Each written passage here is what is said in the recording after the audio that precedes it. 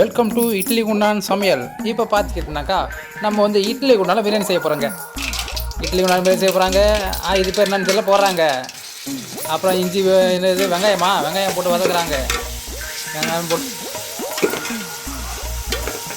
வெங்காயம் போட்டு வதக்கிட்டே இருக்காங்க. வதக்குறாங்க. அப்போ கூட பார்த்துங்க வதங்கவே இல்லை. இந்த வெங்காயம் அடம் பிடிக்குது வதங்க மாட்டேன்னு சொல்லிட்டு கடைசியில் பார்த்தா ஒரு வகையாக பூண்டை போட்டாங்க. பூண்டு மறுபடியும் வதக்கல் போடு நல்லா கிண்டு. இது என்னென்னு தெரியல. கருவேப்பிலை கொத்தமல்லியா நம்மளுக்கு தான் எதுவும் தெரிய மாட்டேங்குது. எல்லாத்தையும் போட்டு வதக்குறாங்க. வதக்கி என்ன செய்ய போகிறாங்கன்னு தெரியல. ஒருவேளை தோசை சுடுவாங்களோ இதை வச்சு. இதை வச்சு தோசை சுட முடியாதா? மாவு வச்சு தான் தோசை சுட முடியுமா?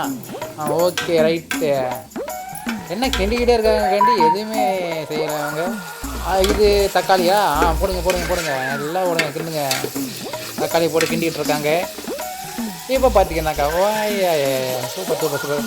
உப்பு போடுறாங்க. உப்பு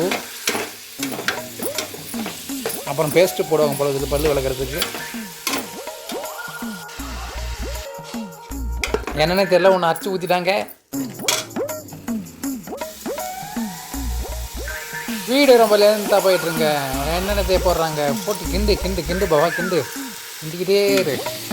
கடைசி வரைக்கும் கிண்டிக்கிட்டே இரு. கிண்டுறாங்க. ஆனால் வந்து இது பார்த்தீங்கன்னாக்கா இட்லி குண்டான் இதுக்கு தெரிஞ்ச அநேகமாக இட்லி குண்டானில் ஏதோ ஓட்டம் வந்துருக்குன்னு நினைக்கிறேன். அதை அடைக்கிறதுக்காக ஒரு ரெமெடி செய்கிறாங்கன்னு நினைக்கிறேன் இவங்க.